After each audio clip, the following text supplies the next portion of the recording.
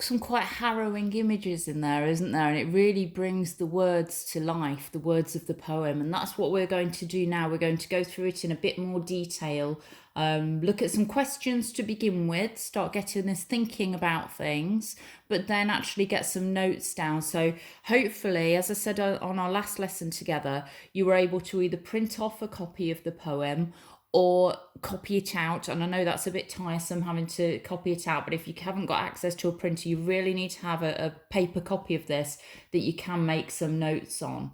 So let's have a look at the questions we've got here. You've got that first line, bent double like old beggars under sacks.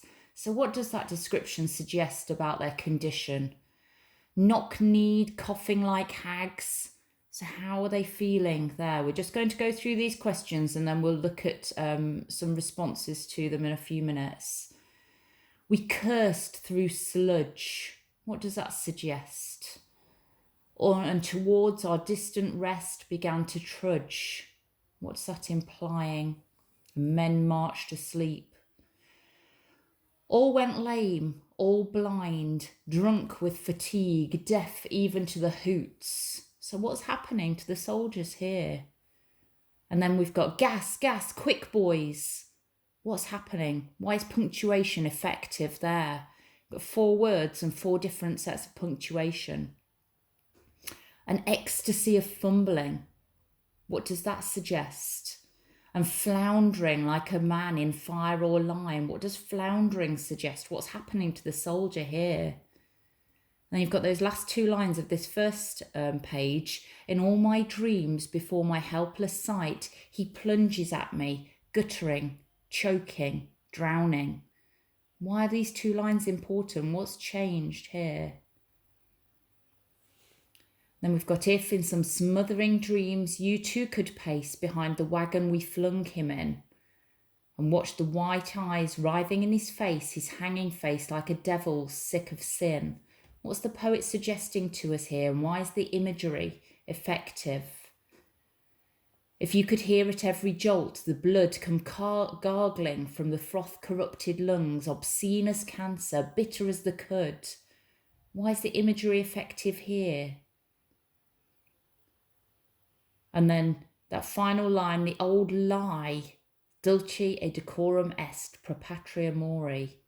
Why the use of capitalisation? Why is that important here?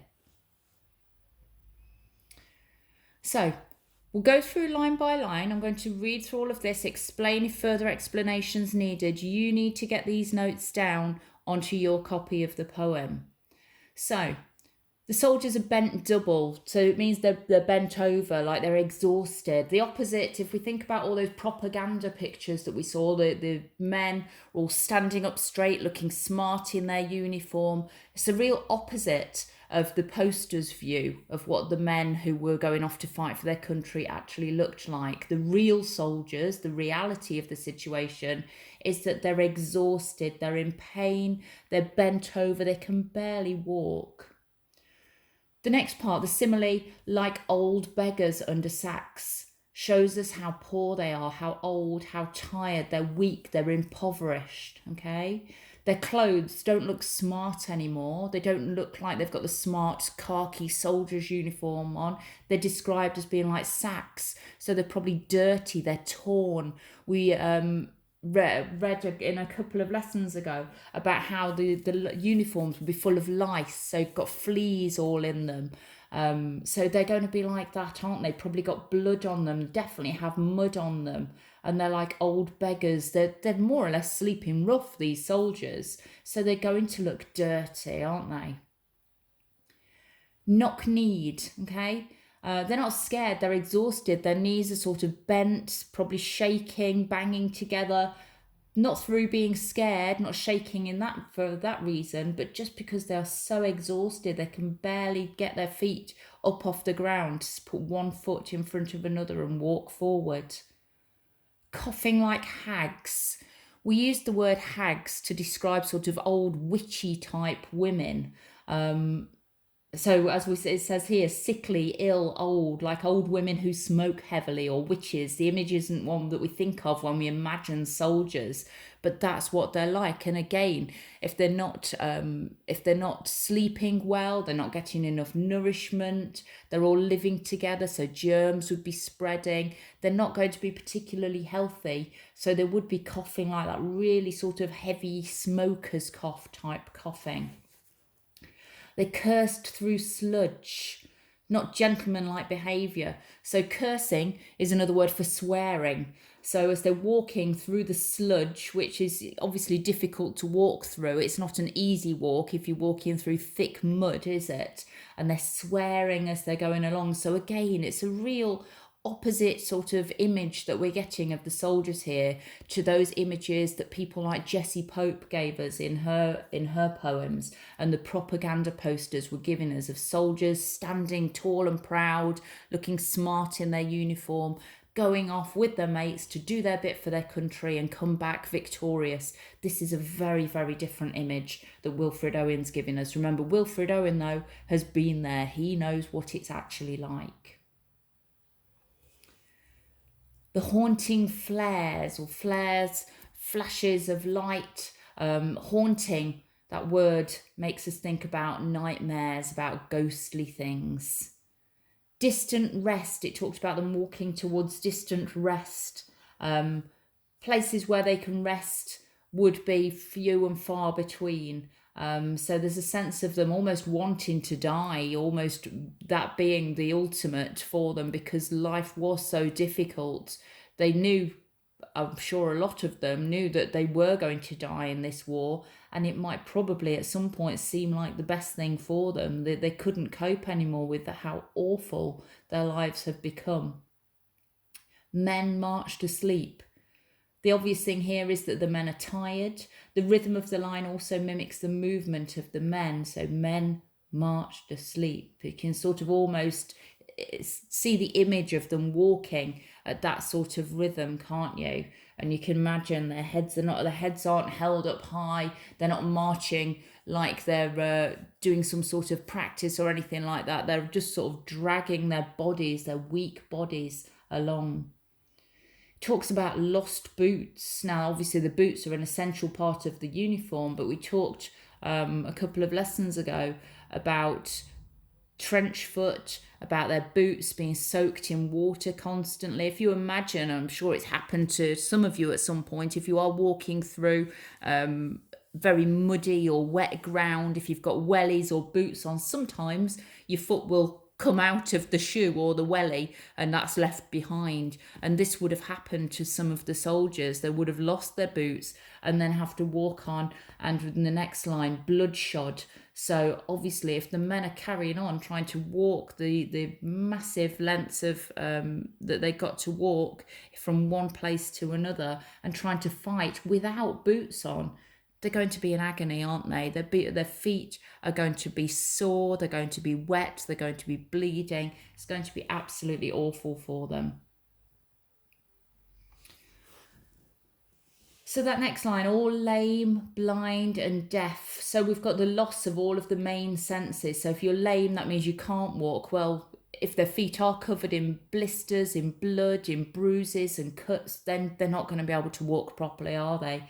If they're blind, then obviously they can't see, and if they're deaf, they can't hear. So really the whole essence of these soldiers is being taken away from them. They can barely do the most simplest thing, like see in front of them, like walk one pace in front of themselves.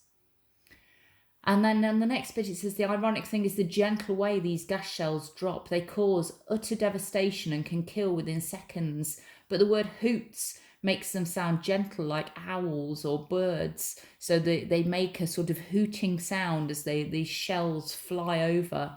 But then, like a bomb, as it falls, creates absolute devastation.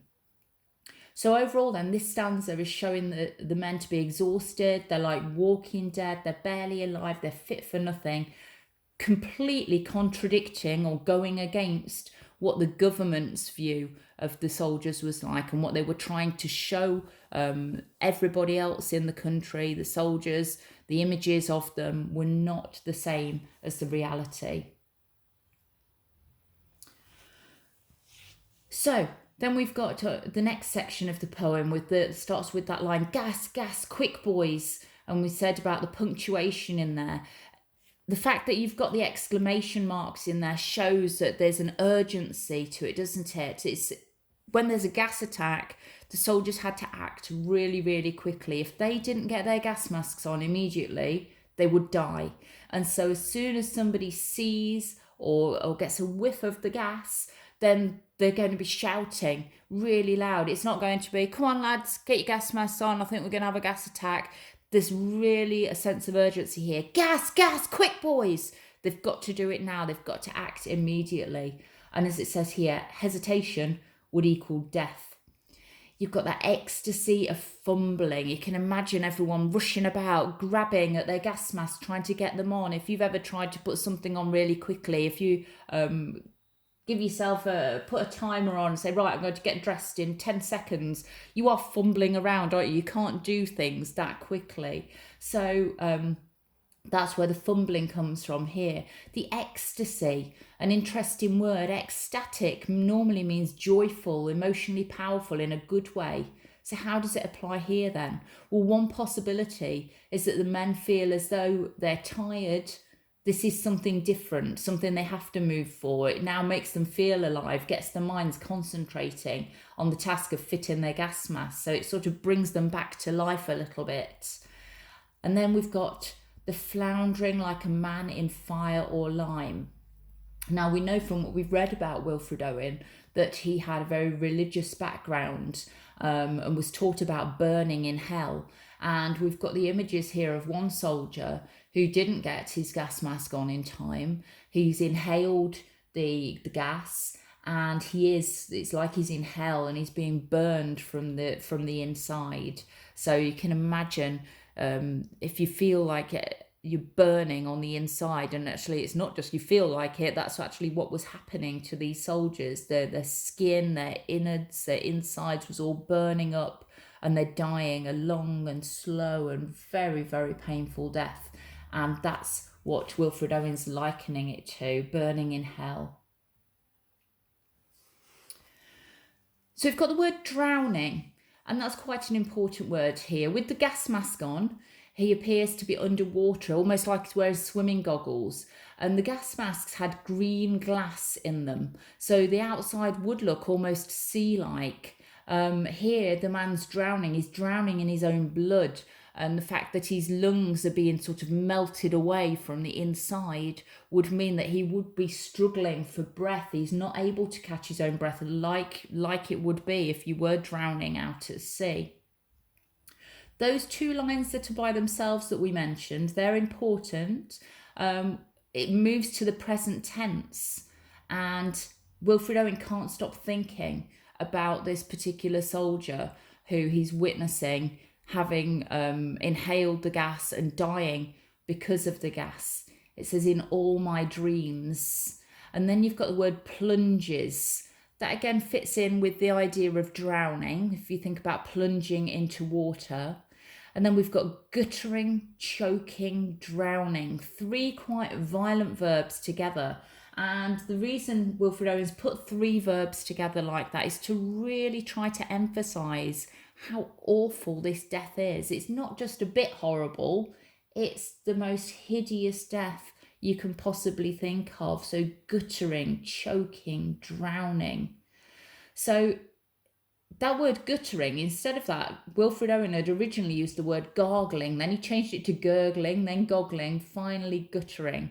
So have a think about why we think that word has been chosen. What images does it create for you? Choking and drowning, we're sort of familiar with those words, but what do you think about guttering? Moving on to the third stanza then. That lays down a direct challenge to those who think they're brave, those who had been listening to the government, those who had been listening to Jesse Pope, who had been reading all those propaganda posters. If you too. So this part of the stanza is about what you would see. If you think you could do that, if you think you want to go off and fight for the country, or if you think that this is a good thing, that's what he's trying to get across here. The dreams he has are described as smothering. So smothering, we think of if you can't breathe, if somebody's got a pillow over someone else's face, you would describe it as smothering them. He describes flung him in like a piece of meat. So you can imagine that these men who were dead and dying would be sort of thrown onto the back of a cart. They would have had like horses and carts, like an open trailer, and it would be piled up with dead and dying men. Horrible image there. Imagine that. These are men that have all lived together, they've fought together, they've supported each other, they've become friends, even if they weren't friends before they went away to war. They were friends and comrades there. And then when one of them dies or one of them's injured and dying, they have to pick them up and throw them onto the back of a cart that they're going to be walking behind and watching their friends die and suffer. Just think about that. Imagine how you would feel if you had to do that to one of your friends. There's absolutely nothing you can do. There is no way to save them.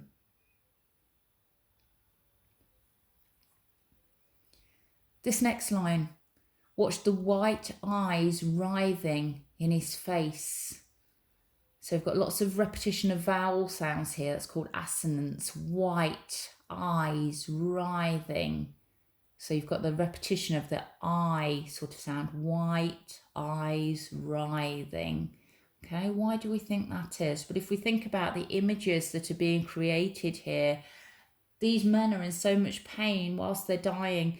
Writhing means sort of like rolling about. If you're writhing in agony, we use that phrase. If you're sort of rolling about, you can't keep still because you're in so much pain, and their eyes would just be rolling in their heads because they were in hideous amounts of pain.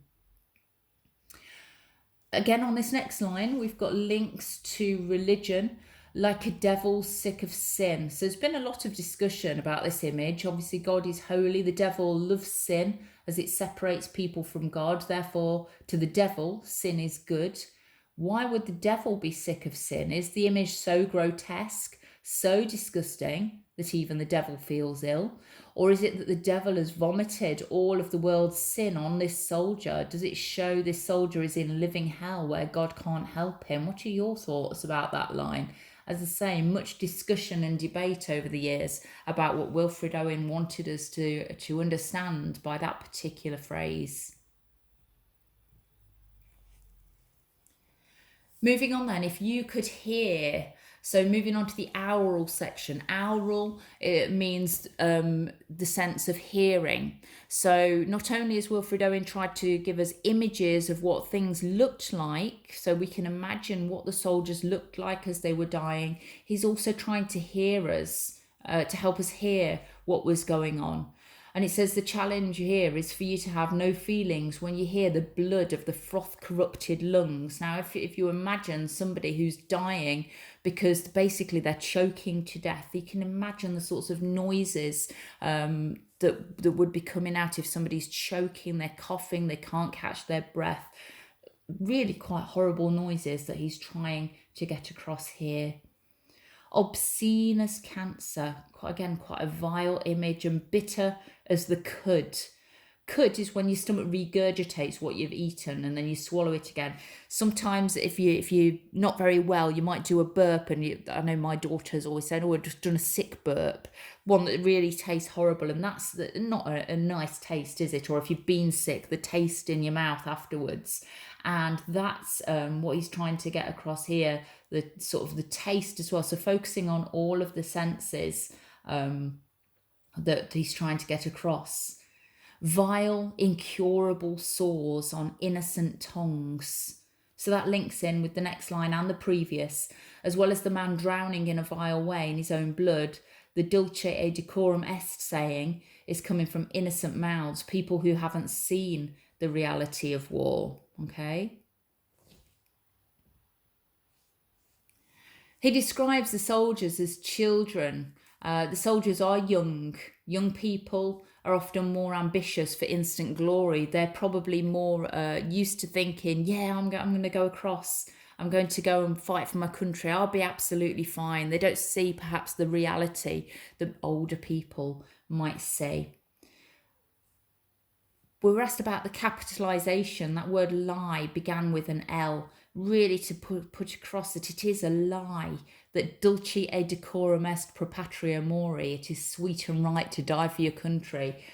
Wilfred Owen really wants to emphasise here that's a lie. It is not sweet and right to die for your country. It's wrong, it's horrible, it's hideous, and he knows because he's been there.